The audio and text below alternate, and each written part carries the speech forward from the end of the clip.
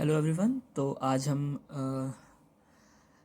Chapter 20 locomotion and movement का second part शुरू करने वाले हैं। लास्ट क्लास तक हमने कहते हैं सार्कोमेयर के बारे में पढ़ लिया था।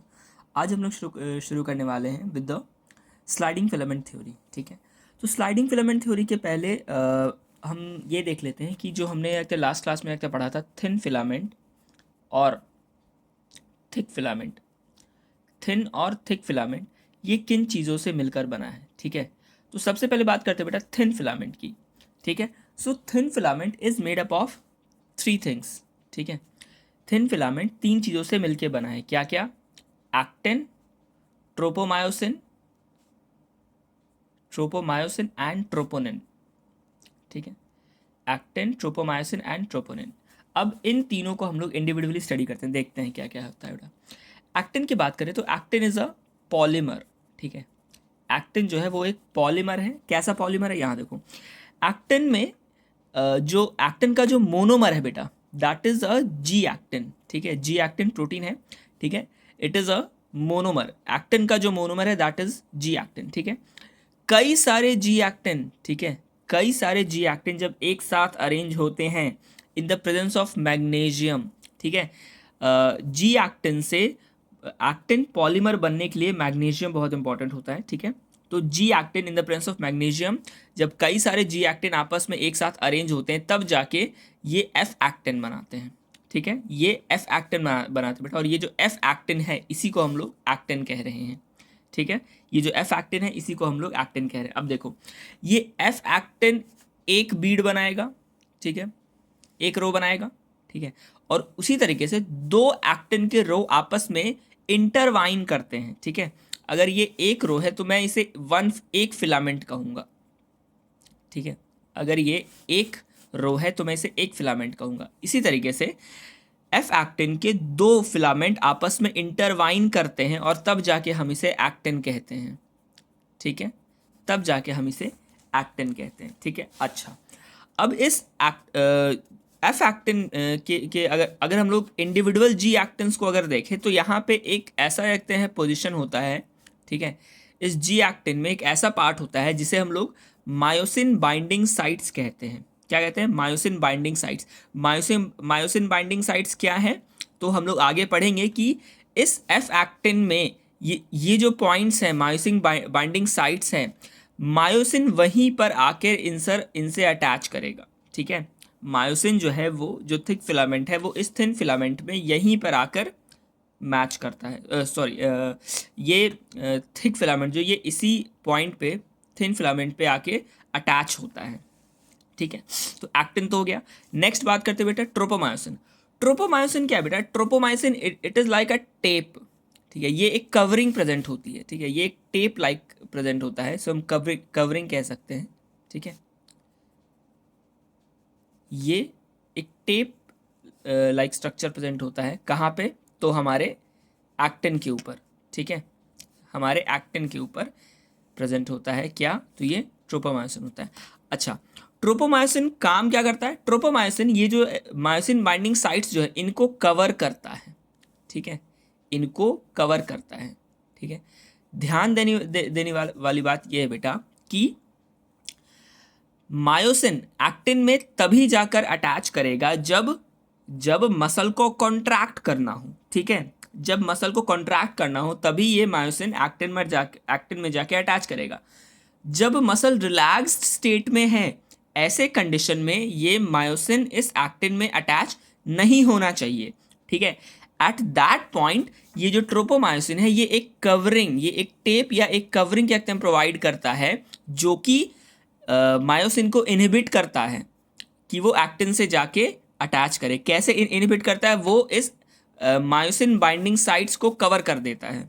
ठीक है, एंड हेंस मायोसिन जो है वो एक्टिन में जाके अटैच नहीं हो पाता है। ठीक है, अगला है बेटा troponin. Next is troponin. Troponin further तीन चीजों से एक मिलके बना है। ठीक है, तीन सब यूनिट से मिलके बना है। क्या क्या है? First is tropomyosin, second one is troponin C. Troponin C क्या है बेटा? यहाँ पे सी स्टैंड्स फॉर कैल्शियम। ठीक है, it is the calcium binding site for troponin and TPI is the inhibitor. ठीक है, ये इनहिबिशन करता है। क्या किसका इनहिबिशन करता है बेटा? देखो, ये जो एक तीनों सब यूनिट्स हैं, अगर इनहिबिटर अटैच्ड है, ठीक है, अगर ये इनहिबिटर अटैच्ड है तो मायोसिन जो है वो एक्टिन पे अटैच नहीं कर सकता है। क्यों? क्योंकि ये टीपीआई जो है इट इज़ एन इनहिबिटर, ये इनहिबिट कर देगा, ये रोक देगा मायोसिन को एक्टिन में अटैच करने से। अच्छा, ये ट्रोपोनिन प्रेजेंट कहाँ पे होता है? तो जितने भी ग्रूव्स हैं बेटा, ठीक है, जितने भी ग्रूव्स हैं वहाँ पे ये कुछ इस तरीके से रखते हैं प्रेजेंट होगा। ठीक है, जितने भी ग्रूव्स होंगे वहाँ पे ये कुछ इस तरीके से प्रेजेंट होगा। ठीक है, टीपीसी क्या है बेटा? यहाँ पे कैल्शियम आकर के बाइंड करेगा। ठीक है, यहाँ पे कैल्शियम आकर के बाइंड करेगा। याद है जब हमने कहते हैं मसल का स्ट्रक्चर पढ़ा था, तब हमने कहते देखा था कि सार्कोप्लाज्मिक रेटिकुलम में कहते बहुत सारे कैल्शियम थे, वही कैल्शियम यहाँ इस पे आकर बाइंड करते हैं। वो कैसे बाइंड करते हैं, आगे क्या होता है, ये हम लोग आगे फर्दर स्टडी करेंगे। ठीक है, तो जो हमारा थिन फिलामेंट था उसमें तीन तीन चीज़ें आ रही हैं। क्या क्या आ रहा है? एक्टिन। एक्टिन किस चीज़ से बना हुआ है? एक्टिन का monomer is G actin. G actin जब फर्दर रखते हैं कई सारे जी एक्टिन एक साथ आते हैं तो एफ एक्टिन बनाता है। एफ एक्टिन का दो फिलामेंट जब साथ में मिलता है तब एक्टिन बनता है। ठीक है, नेक्स्ट इज ट्रोपोमायोसिन। ट्रोपोमायोसिन क्या काम करता है? ये एक्टिन में जो मायोसिन बाइंडिंग साइट्स जो होते हैं उन्हें कवर करता है। ठीक है, और फिर ट्रोपोनिन। ट्रोपोनिन के पास तीन सब यूनिट्स हैं। ठीक है, ट्रोपोनिन के पास तीन सब यूनिट्स हैं, उसमें से एक है टीपीसी जहाँ पे कैल्शियम आके बाइंड करेगा, और एक है टीपीआई। टीपीआई क्या करेगा? मायोसिन को एक्टिन में अटैच होने से रोकेगा, इनहिबिट करेगा। ठीक है, तो हमारा थिन फिलामेंट कंप्लीट होता है। आगे बढ़ते बेटा थिक फिलामेंट के ऊपर। देखो, थिक फिलामेंट हमारा किस चीज़ से बना हुआ है? तो थिक फिलामेंट हमारा बना हुआ है मायोसिन से। ठीक है, मायोसिन की अगर हम लोग बात करें बेटा, तो मायोसिन का जो मीरोमर है, सॉरी, मायोसिन का जो मोनोमर है वो उसे हम लोग मीरोमायोसिन कहते हैं। ठीक है, मायोसिन का जो मोनोमर है that is known as meromyosin. ठीक है, अब अगर मीरोमायोसिन की हम लोग बात करें तो मीरोमायोसिन कैसा होता है? उसके पास एक टेल प्रेजेंट होगा। ठीक है, एक टेल प्रेजेंट होता है, फिर आर्म एरिया होता है, this is the arm area, और एक हेड होता है, एक ग्लोब्यूलर हेड होता है। कैसा हेड होता है? ग्लोब्यूलर। ग्लोब्यूलर का क्या मतलब है? हल्का सा राउंड स्ट्रक्चर प्रेजेंट होता है। ठीक है, उसे हम लोग ग्लोबुलर स्ट्रक्चर कहते हैं, ग्लोब्यूल जैसा प्रेजेंट होता है। ठीक है, तो क्या क्या प्रेजेंट होता है? टेल प्रेजेंट होता है, आर्म प्रेजेंट होता है, और हेड प्रेजेंट होता है। टेल, आर्म और हेड। ठीक है, तो हेड और आर्म दोनों को मिला के हम इसे हैवी मीरोमायोसिन कहते हैं। ठीक है, हेड और आर्म को मिला के इसे हम हैवी मीरोमायोसिन कहते हैं। वहीं जो टेल एरिया है इसे लाइट मीरोमायोसिन कहा जाता है। ठीक है, तो मीरोमायोसिन का दो पार्ट हो गया, लाइट मीरोमायोसिन और हैवी मीरोमायोसिन। ठीक है, अच्छा, अब अगर हेड की बात करें बेटा, तो हेड पर भी रखते हैं दो बाइंडिंग साइट्स प्रेजेंट होती हैं। कौन कौन सी? एक होती है ATP binding site. ATP binding site जहाँ जहाँ पर एटीपी आकर बाइंड करेगा, और दूसरा है एक्टिन बाइंडिंग साइट। जिस तरह यहाँ पर पे जिस तरह एक्टिन में मायोसिन बाइंडिंग साइट्स हैं, उसी तरह मायोसिन में एक्टिन बाइंडिंग साइट्स है। ठीक है, ये जो रखते हैं जो हमारा मायोसिन का जो हेड है, ठीक है, सब अगर ये मायोसिन बाइंडिंग साइट है तो ये एक्टिन बाइंडिंग साइट होगा, और यही दोनों आपस में अटैच करेंगे। ठीक है, तो कितने साइट्स हो गए? एक्टिन बाइंडिंग साइट्स और एटीपी बाइंडिंग साइट्स। ठीक है, चलो, अब कई सारे मिरोमायोसिन आपस में रखते हैं एंटैंगल करेंगे, लगभग 300 से 400। ठीक है, तब जाकर हमारा एक मायोसिन बनता है।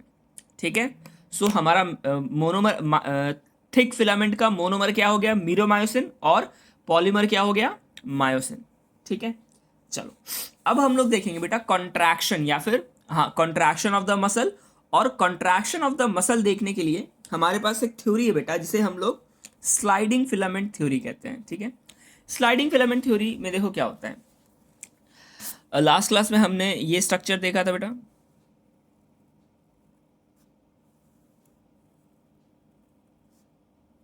है ना? ठीक है, तो this was the plasma membrane, जिसको हम लोग क्या कह रहे थे, सार्कोलेमा, ठीक है। फिर जो हमारा साइटोप्लाज्म था हम उसे सार्कोप्लाज्म कह रहे थे, ठीक है। और जो माइटोकॉन्ड्रिया था हम उसे क्या कह रहे थे, जो हमारा एक माइटोकॉन्ड्रिया था हम उसे क्या कह रहे थे, हम उसे सार्कोसोम कह रहे थे, ठीक है। और फिर हाँ, हमारे पास जो एंडोप्लाज्मिक रेटिकुलम था दैट वाज सार्कोप्लाज्मिक रेटिकुलम,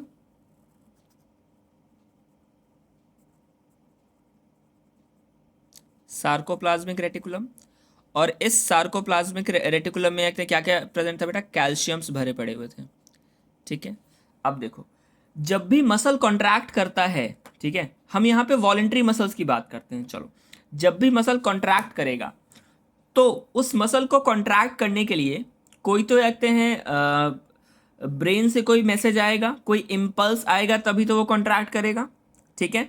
तो चलो, ब्रेन से मोटर नर्व से एक इम्पल्स आया, suppose this is the motor nerve, ठीक है, this is the motor nerve, और इससे क्या आया, इम्पल्स आया, ठीक है। अब इस इम्पल्स को एक्सेप्ट करने के लिए क्या होगा, पहले ये इम्पल्स जो है इलेक्ट्रिकल फॉर्म में होगा, ठीक है। इलेक्ट्रिकल फॉर्म से ये पहले कन्वर्ट हो जाएगा केमिकल फॉर्म में, ठीक है। कौन से केमिकल में ऐसे कन्वर्ट होगा, तो एक न्यूरोट्रांसमीटर होता है जिसे हम लोग एसिटाइल कोलिन कहते हैं, ठीक है। एक न्यूरोट्रांसमीटर होता है, न्यूरोट्रांसमीटर, जिसे हम एसिटाइल कोलिन कहते हैं, ठीक है।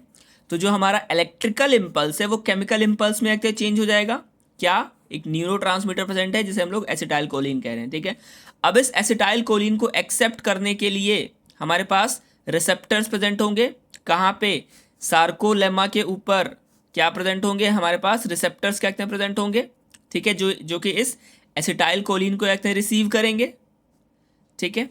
तो ये एसिटाइल कोलिन यहाँ पर रिसीव होगा, और रिसीव होके कहाँ जाएगा, रिसीव होके ये आ जाएगा कहाँ, सार्कोप्लाज्मिक रेटिकुलम में।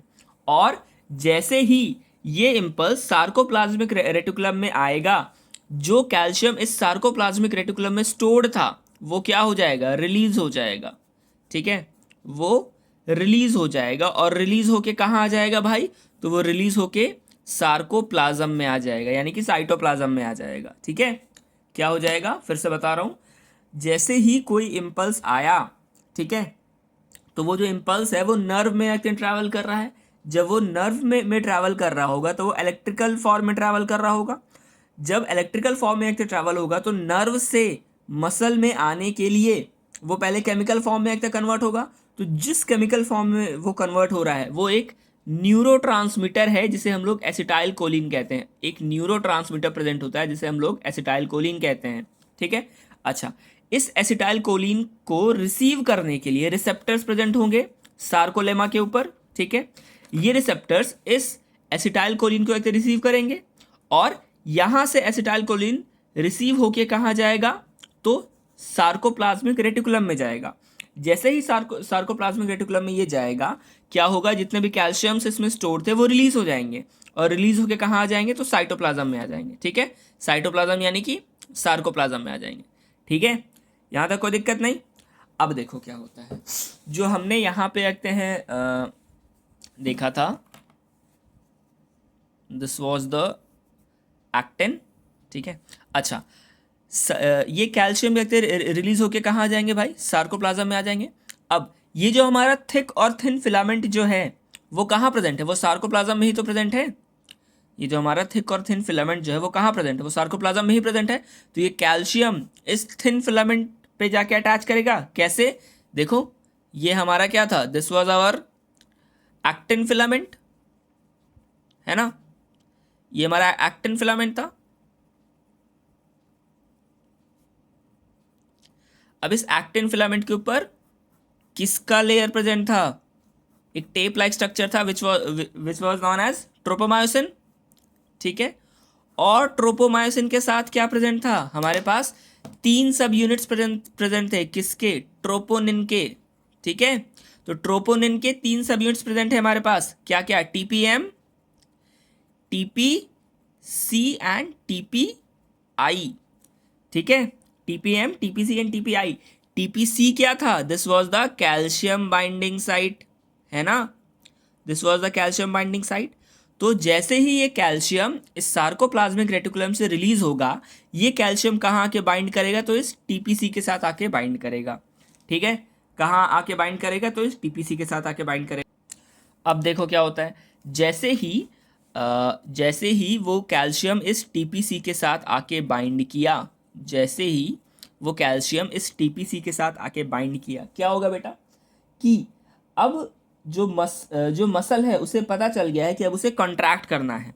तो ऐसे केस में क्या होगा, ये जो टीपीआई जो है, जो कि अभी तक मायोसिन को इनहिबिट कर रहा था, रोक रहा था एक्टिन में आके अटैच होने से, वो क्या, उसका क्या होगा बेटा, ये यहाँ से रिलीज हो जाएगा, ठीक है, ये यहाँ से रिलीज हो जाएगा। तो जब ये यहाँ से रिलीज होगा तो क्या होगा, ये अपने साथ ये जो ट्रोपोमायोसिन का जो लेयर था, जब ये टीपीआई रिलीज होगा तो अपने साथ जो ट्रोपोमायोसिन का जो लेयर था उसको भी हटा देगा, ठीक है, उसे भी हटा देगा। तो क्या होगा, ये जो एक्टिन का जो लेयर, एक्टिन का जो सरफेस है वो एक्सपोज हो जाएगा, ठीक है। जब ये एक्टिन का सरफेस, देखो क्या होगा, ये टीपीआई यहाँ से निकल गया, साथ ही साथ ट्रोपोमायोसिन भी निकल गया, टीपीआई के साथ साथ ट्रोपोमायोसिन भी यहाँ से निकल गया, ट्रोपोमायोसिन भी यहाँ से निकल गया। तो जब ये यहाँ से निकल गया तो ये कुछ ऐसा ही रह गया होगा बेटा,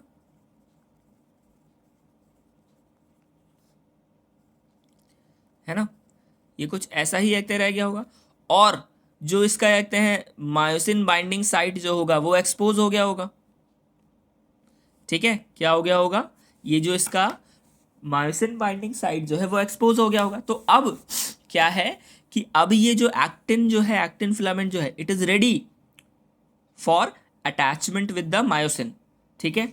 अब क्या होगा बेटा, अब ये जो हमारा मायोसिन जो था, जिसके पास क्या प्रेजेंट है, ATP binding site and actin binding site, ये अब इस मायोसिन के ये मायोसिन अब इस एक्टिन के साथ बाइंड करने की कोशिश करेगा, लेकिन इतनी आसानी से वो बाइंड नहीं कर सकता है, ठीक है। अब इसके लिए भी कुछ ज़रूरतें हैं।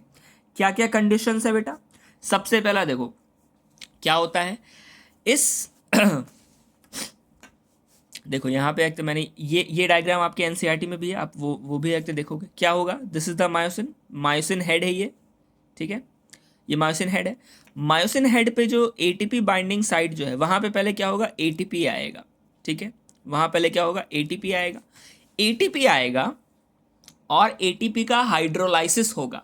हाइड्रोलाइसिस का क्या मतलब है, हाइड्रो का मतलब वाटर और लाइसिस का मतलब टू ब्रेक, ठीक है, हाइड्रो का मतलब वाटर, लाइसिस का मतलब टू ब्रेक। तो यहां पे क्या हो रहा है, एटीपी को तोड़ा जा रहा है, एटीपी को तोड़ा जा रहा है with the help of water, ठीक है, एटीपी को तोड़ा जा रहा है with the help of water, ठीक है। और सिर्फ वाटर नहीं, एक एंजाइम भी प्रेजेंट है बेटा, जिसे मायोसिन एटीपेज कह रहे हैं, ठीक है, जिसे मायोसिन एटीपेज कह रहे हैं। ये मायोसिन एटीपेज एंजाइम भी एटीपी का हाइड्रोलाइसिस करने में हेल्प कर रहा है, ठीक है। तो जब ऐसा होगा तो एटीपी टूटेगा एडीपी और आईपी में, साथ ही साथ बहुत सारा एनर्जी रिलीज होगा, ठीक है। किस पे टूटेगा, एडीपी और आईपी में। एटीपी का फुल फॉर्म आप सबको पता होना चाहिए, इट इज एटीपी, इसका फुल फॉर्म एडिनोसिन ट्राइफॉस्फेट, ठीक है, ट्राइफॉस्फेट यानी कि एडेनिन है, ठीक है, साथ ही साथ ट्राइफॉस्फेट यानी कि 3 फॉस्फेट इसके साथ जुड़े हुए हैं, ठीक है। तो जब ये टूटता है बेटा, जब ये टूटता है तो इसमें से एडीपी बनता है, साथ ही साथ एक फॉस्फोरस, इनऑर्गेनिक फॉस्फोरस रिलीज हो जाता है। तो जब 3 में से एक फॉस्फोरस हट जाएगा तो 2 ही तो बचेगा, तो इसीलिए एडीपी बनता है। एडीपी का full form adenosine diphosphate, ADP का फुल फॉर्म एडिनोसिन डाइफॉस्फेट हो जाता है, ठीक है, ठीक है। तो यहां पे क्या हो रहा है बेटा, सबसे पहले क्या होगा, मायोसिन हेड में जो एटीपी बाइंडिंग साइट है वहां पे एटीपी आएगा, एटीपी बाइंड करेगा और वाटर और एटीपेज के प्रेजेंस में इसका हाइड्रोलाइसिस होगा और ये एडीपी इनऑर्गेनिक फॉस्फेट और एनर्जी का रिलीज करेगा। ठीक है, जब ऐसा होगा बेटा, अब देखो ये दोनों बन गए, एडीपी और आईपी बन गए, तो सबसे पहले एडीपी रिलीज होगा। ठीक है, एडीपी रिलीज होगा। जैसे ही एडीपी रिलीज होगा, ठीक है, जैसे ही एडीपी रिलीज होगा, ये जो इसका हेड है it will suddenly get attach to the actin. ये तुरंत ही एक्टिन के साथ अटैच हो जाता है। ठीक है, और जैसे ही ये अटैच होता है ये एक ब्रिज का फॉर्मेशन करता है जिसे हम क्रॉस ब्रिज कहते हैं। ठीक है, ये जैसे ही इस एक्टिन के साथ अटैच करेगा तब एक ब्रिज का फॉर्मेशन होगा जिसे हम क्रॉस ब्रिज कहते हैं। और क्योंकि तुरंत एडीपी के रिलीज होने के जस्ट तुरंत ये यहाँ पे अटैच करता है, तो ये बहुत ही पावरफुली अटैच करता है। ठीक है, बहुत ही जोर से, बहुत ही पावरफुली अटैच करता है, इसीलिए इस चीज को पावर स्ट्रोक भी कहा जाता है। ठीक है, इसीलिए इसको पावर स्ट्रोक भी कहा जाता है। ठीक है, पहला केस तो ये हो गया। सेकंड में क्या होता है बेटा, पहले तो एडीपी निकल गया, बचा क्या, इनऑर्गेनिक फॉस्फेट। तो जब पहले तो एडीपी रिलीज हुआ और उसके बाद आईपी रिलीज होगा। ठीक है, जब आईपी रिलीज होगा बेटा तो क्या होगा, ये जो हमारा मायोसिन का जो हेड है वो अंदर की तरफ कर्ल करेगा या फिर अंदर की तरफ स्लाइड करेगा।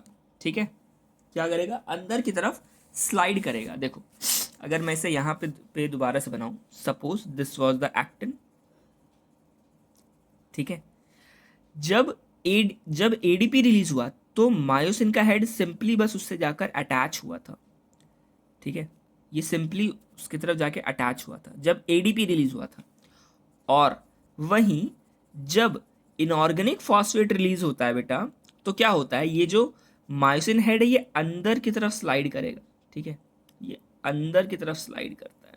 ठीक है, तो ये जब अंदर की तरफ स्लाइड करेगा तो सिर्फ खुद ही स्लाइड नहीं करेगा, अपने साथ साथ एक्टिन को भी आगे की तरफ स्लाइड करवाएगा। ठीक है, ये अपने साथ साथ एक्टिन को भी स्लाइड करवाएगा। ठीक है, अगर मैं समझाने की कोशिश करूं तो एक बार और बनाता हूं। ठीक है, सपोज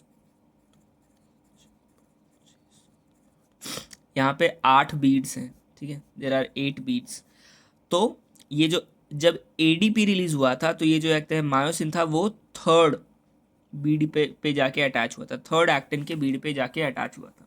ठीक है, जब इनऑर्गेनिक फॉस्फेट रिलीज होगा तो क्या होगा, ये मायोसिन जो है ये अंदर की तरफ कर्ल कर जाएगा। ठीक है, ये अंदर की तरफ कर्ल कर जाएगा। तो जिस बीड पर ये जाके अटैच हुआ था वो भी अंदर की तरफ स्लाइड कर जाएगा। तो जो बीड अभी यहाँ पे थर्ड पोजीशन पे था वो बीड अब 5th पोजीशन पे आ चुका है। ठीक है, तो यानी कि ये बीड यहाँ से स्लाइड करके अंदर की तरफ आ रहा है। ठीक है, समझ में आई बात।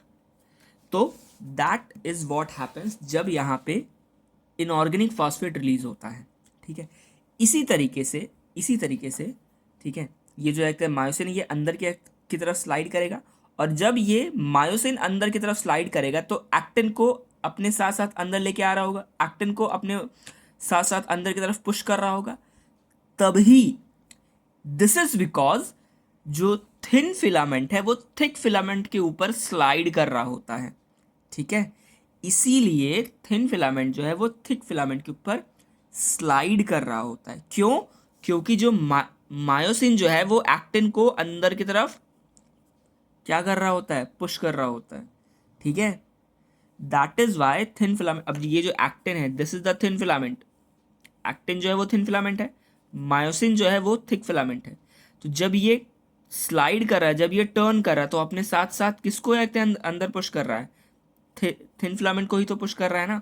तो that means thin filament is sliding over the thick filament, इसीलिए इस थ्योरी को स्लाइडिंग फिलामेंट थ्योरी कहा जाता है। समझ में आई बात।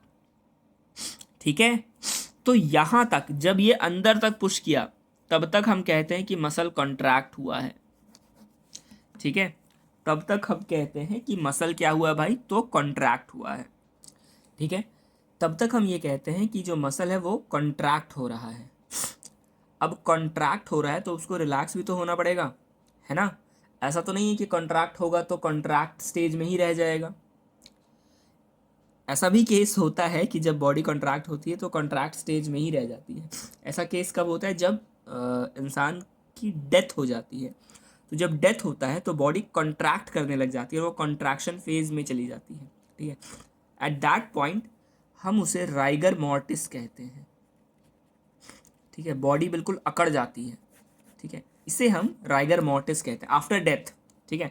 लेकिन लिविंग बीइंग में कहते हैं जब वो इंसान जिंदा है तो क्या होता है, कॉन्ट्रैक्शन के बाद रिलैक्सेशन भी तो होना है ना। तो भाई रिलैक्सेशन के लिए क्या करना पड़ेगा, यहाँ देखो। कॉन्ट्रैक्शन के लिए क्या कर रहे थे कि एटीपी को एक ला रहे थे, एटीपी को तोड़ रहे थे और एडीपी और आईपी बना रहे थे। एडीपी जब रिलीज हो रहा था तो क्रॉस ब्रिज हो रहा था, और जब आईपी जब रिलीज हो रहा था तो स्लाइडिंग या रोटेशन हो रहा था, ठीक है। अब अगर हमें इस क्रॉस ब्रिज को तोड़ना है, ठीक है, क्रॉस ब्रिज को तोड़ना है तो क्या करना पड़ेगा, दोबारा से एटीपी को ले आओ, ठीक है। तो कैसे ले आओ, तो एडीपी और आईपी जो कहते हैं टूट के निकला था, दोबारा से एडीपी और आईपी को लेके आओ, ये दोनों ज्वाइन करके दोबारा से क्या बना देंगे, एटीपी बना देंगे। तो जैसे ही एटीपी आके अटैच होगा दोबारा से, क्या होगा, ये जो क्रॉस ब्रिज है वो टूट जाएगा और मसल जो है वो रिलैक्सेशन फेज में आने लग जाएगा, ठीक है। अब क्या होगा, सिर्फ यहीं पे एक रिलैक्सेशन नहीं होता, आगे भी तो एक प्रोसेस है। क्या, याद रखो, क्या हो रहा था, इम्पल्स आ रहा था, है ना, इम्पल्स आ रहा था। तो इस इम्पल्स को भी तो रोकना पड़ेगा, है ना, तभी तो एक पूरा जो एक फीडबैक प्रोसेस है वो बंद होगा, ठीक है। तो इम्पल्स से एसिटाइल कोलिन निकल रहा था, ठीक है। तो इस एसिटाइल कोलिन को न्यूट्रलाइज करना होता है, इस एसिटाइल कोलिन को न्यूट्रलाइज करना होता है, रोकना होता है। तो ऐसे केस में क्या होता है बेटा, हमारे पास एक एंजाइम प्रेजेंट होता है, हमारे पास एक एंजाइम प्रेजेंट होता है जिसे एसिटाइल कोलिन एस्टरेज कहा जाता है। क्या कहा जाता है, एसिटाइल कोलिन एस्टरेज कहा जाता है, ठीक है। इट इज़ एन एंजाइम, ठीक है। अब ये एंजाइम क्या करेगा, ये एंजाइम इस एसिटाइल कोलिन को न्यूट्रलाइज कर देगा, ठीक है। ये क्या कर देगा, इसको न्यूट्रलाइज कर देगा। जब इसको ये न्यूट्रलाइज कर देगा तो ये जो हमारे रिसेप्टर्स हैं इसके पास कोई एसिटाइल कोलिन नहीं आएगा। जब कोई एसिटाइल कोलिन नहीं आएगा तो जो कैल्शियम जो बाहर चला गया था वो वापस से कहाँ आ जाएगा, इस एसईआर में, यानी कि सार्कोप्लाज्मिक रेटिकुलम में आ जाएगा।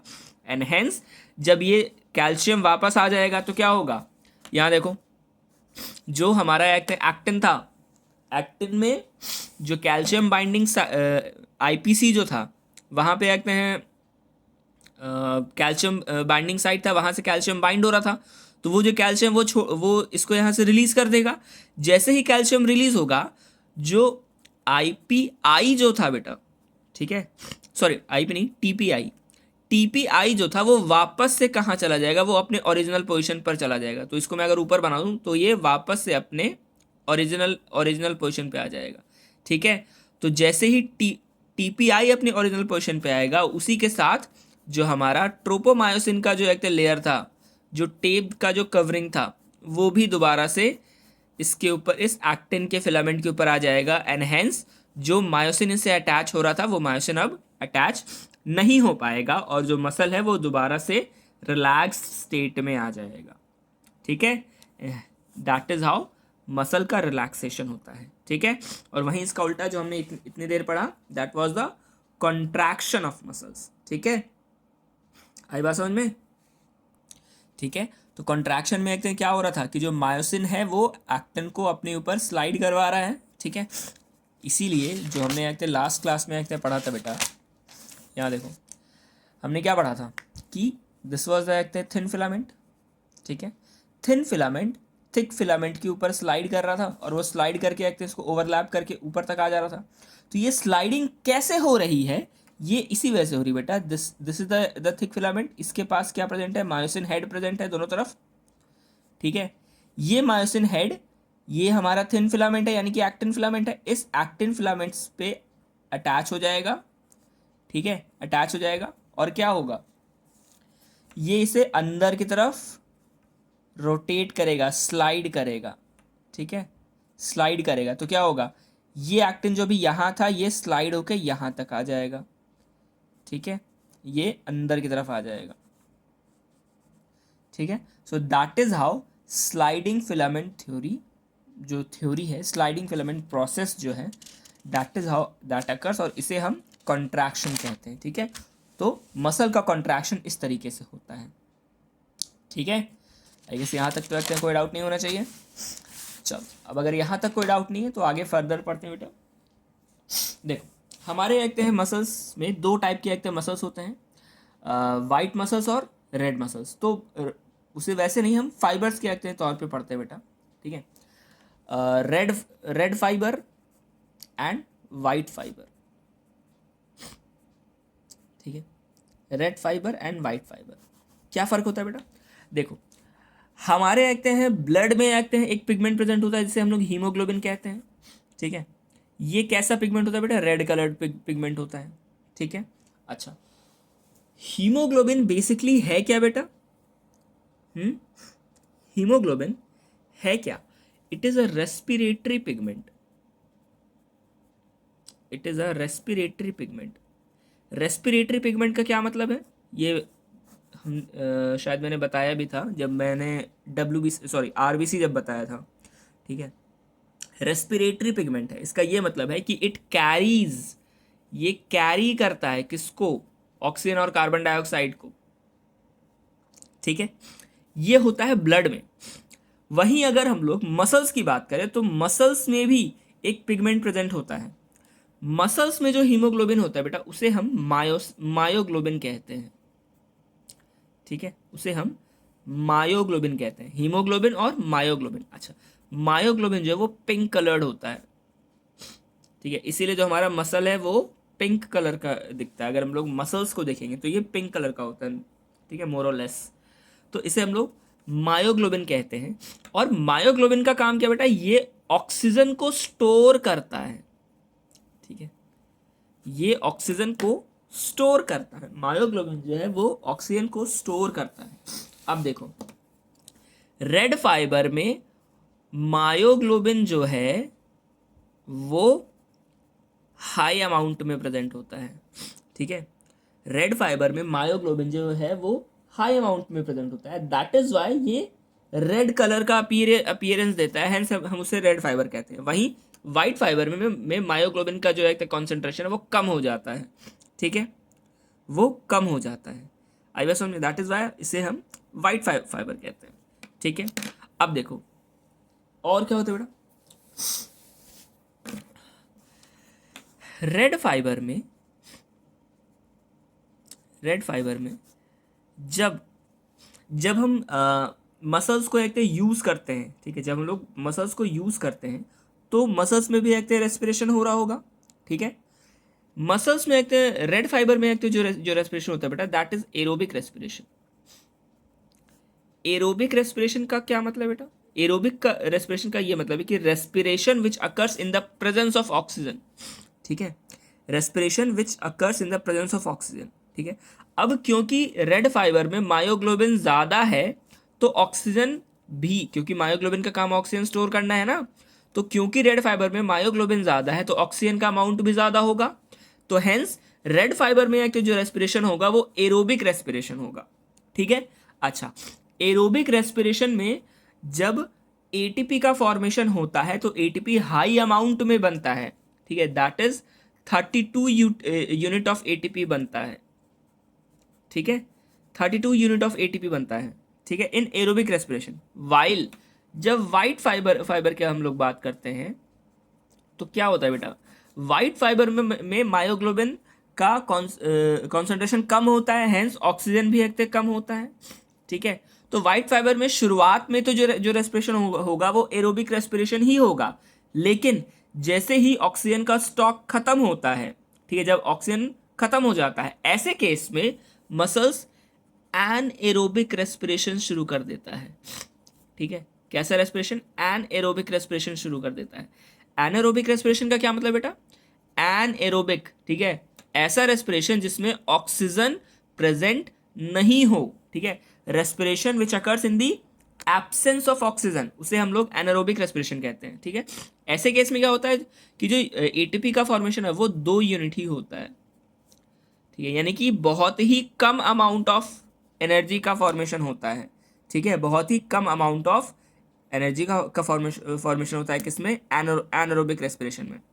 अब क्योंकि यहाँ पे एनर्जी बहुत कम प्रोड्यूस हो रहा है बच्चा, बिकॉज वाइट फाइबर में एनारोबिक रेस्पिरेशन हो रहा है और उसकी वजह से एटीपी का फॉर्मेशन बहुत कम हो रहा है, तो ऐसे मसल्स बहुत जल्दी थक जाते हैं, ठीक है। और जब एनारोबिक रेस्पिरेशन होता है तो कुछ देर तक तो एटीपी फॉर्मेशन होगा, उसके बाद लैक्टिक एसिड का फॉर्मेशन होने लग जाता है। किसका फॉर्मेशन होने लग जाता है, लैक्टिक एसिड का फॉर्मेशन होने लग जाता है। और जब लैक्टिक एसिड बहुत ज़्यादा एक्यूमुलेट हो जाता है, जब लैक्टिक एसिड बहुत ज़्यादा एक्यूमुलेट हो जाता है, इट लीड्स टू फटीग। ये फटीग कॉज करता है। फटीग का क्या मतलब है बेटा, यानी कि हमारे जो मतलब हमारा मसल्स जो है वो थक जाता है, ठीक है, हमारा मसल जो है वो थक जाता है, ठीक है। और मसल्स थक जाते हैं इसीलिए हमारे मसल्स में खिंचाव आ जाता है, ठीक है, इसीलिए हमारे मसल्स में खिंचाव आ जाता है, ठीक है। तो अब अगर हम वाइट और रेड फाइबर्स की बात करें बेटा, तो रेड फाइबर जो होंगे वो वाइट फाइबर के कंपैरिजन में ज़्यादा देर तक काम कर सकते हैं, ठीक है, वाइल वाइट फाइबर जो है वो कुछ देर तक काम करके फिर थक जाते हैं, ठीक है। तो अगर हम लोग मसल्स की बात करें तो वाइट फाइबर्स बेसिकली कहाँ कहाँ प्रेजेंट होते हैं, जितने भी हमारे वॉलेंट्री मसल्स हैं, फॉर एग्जांपल हाथ आर्म्स में जो मसल्स हैं, बाइसेप्स ट्राइसेप्स, जो हमारे एक्ट हैं थाइज में लेग्स में एक्ट हैं जो मसल्स हैं, तो हम लोग कुछ भी काम करेंगे तो कुछ देर तक काम कर सकते हैं अपने हाथ पैर से, लेकिन एक एक सर्टेन अमाउंट के बाद हम थक जाएंगे, ठीक है। भले हम ज़बरदस्ती काम करते रहे, लेकिन एक ऐसा टाइम आया कि हम थक जाते हैं और फिर हमें रुकना ही पड़ता है, we will have to take rest, ठीक है। तो वहाँ पे किस टाइप के मसल्स प्रेजेंट है, वाइट मसल्स या वाइट फाइबर्स प्रेजेंट है। वाइल जो हमारे ऑर्गन्स के मसल्स हैं, फॉर एग्जांपल कार्डियक मसल कैसा मसल है, रेड फाइबर का बना हुआ है, रेड मसल है। क्यों, क्योंकि हार्ट जो है वो तो हमारा कंटिन्यूसली देखते हैं पंप कर ही रहा है, हार्ट जो है वो कंटिन्यूसली धड़क रहा है, क्या वो थकता है, नहीं थकता है, ठीक है। क्यों, क्योंकि it is made up of red fibre और उसके पास मायोग्लोबिन बहुत ज़्यादा होता है, ठीक है। तो अगर लोकेशन भी अगर आपसे पूछेगा तो आप रेड फाइबर और वाइट फाइबर का लोकेशन भी आप आराम से बता सकते हो, है ना। चलो, तो यहाँ तक जो हमने पढ़ा that was all about the muscles, ठीक है। अब हम शुरुआत करने वाले हैं स्केलेटल सिस्टम की, ठीक है, जो हमारे बॉडी में स्केलेटल सिस्टम है। देखो स्केलेटल सिस्टम की अगर हम लोग बात करें बेटा, तो हमारा स्केलेटन सिस्टम बेसिकली एक तो दो चीज़ों से एक तो बना हुआ है, एक तो बोन से और दूसरा कार्टिलेज से, ठीक है।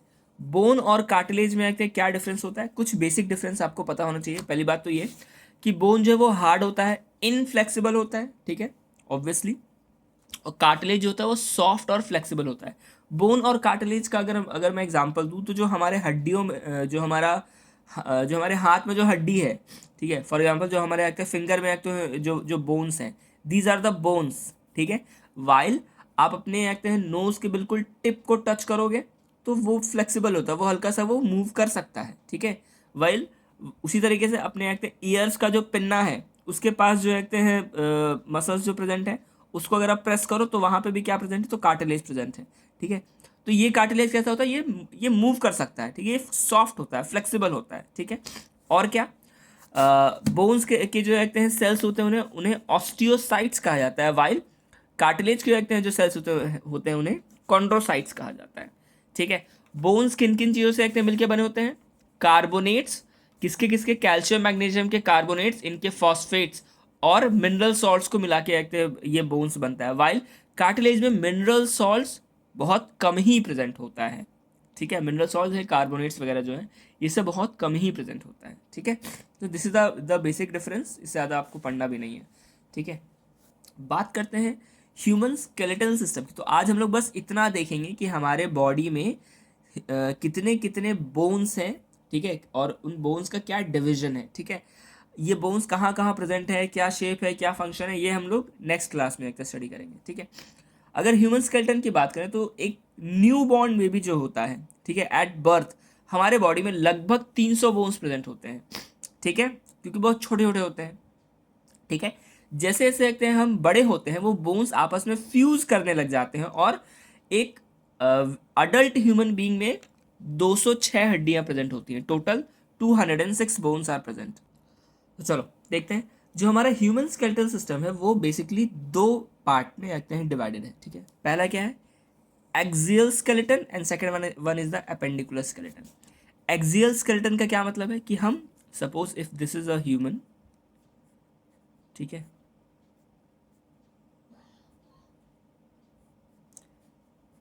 ठीक है, तो इस ह्यूमन का बिल्कुल हेड देखो, ठीक है, और हेड से बिल्कुल मिडल दे जाओ, ठीक है, तो जितने भी एक्टिव बोन्स हमारे इस पार्ट में आ रहे हैं, these are the axial skeleton, ठीक है, these are the axial skeleton. और हमारे मिडिल पार्ट को छोड़ के बाकी जो भी एक्टिव बोन्स आ रहे हैं, those are the appendicular skeleton, ठीक है।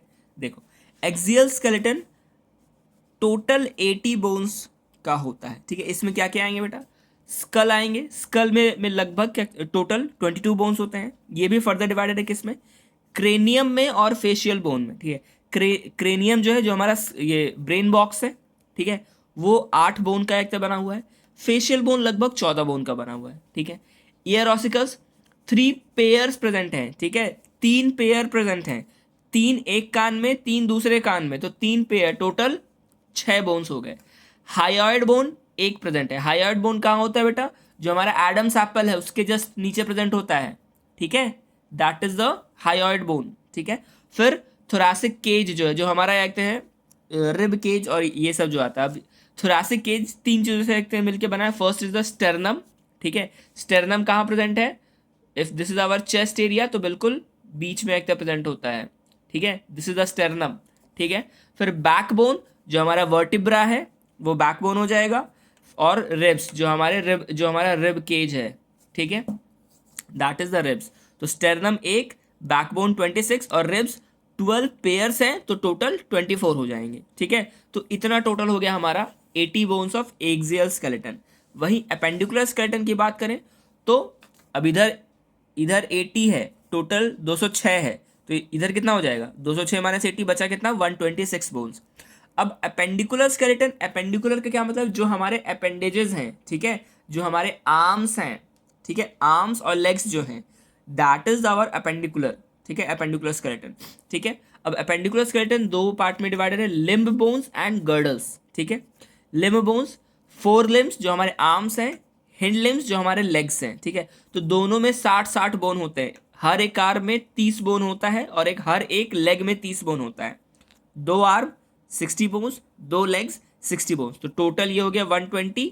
और वहीं गर्डल्स की बात करें तो शोल्डर गर्डल में 4 बोन्स हो जाते हैं और हिप गर्डल में 2 बोन हो जाते हैं, ठीक है, तो ये हो गए 6 bone, total 126 bones. So this is the division of bones, ठीक है, this is the division of bones in our body. बेटा आपको ये नंबर्स आपको याद रखने हैं, ठीक है, बोर्ड्स एग्जाम में अगर आपसे पूछा जाएगा तो आपको अच्छे से ये एक्सप्लेन करना पड़ेगा, ठीक है, कि कहाँ कितने बोन्स प्रेजेंट होते हैं। ऑलराइट, तो आई गेस आज की क्लास में रखते हैं बस इतना ही। नेक्स्ट क्लास में हम इस चैप्टर को ख़त्म करेंगे और देखेंगे कि कितने बोन्स कहाँ कहाँ प्रेजेंट है, सबका क्या क्या काम है।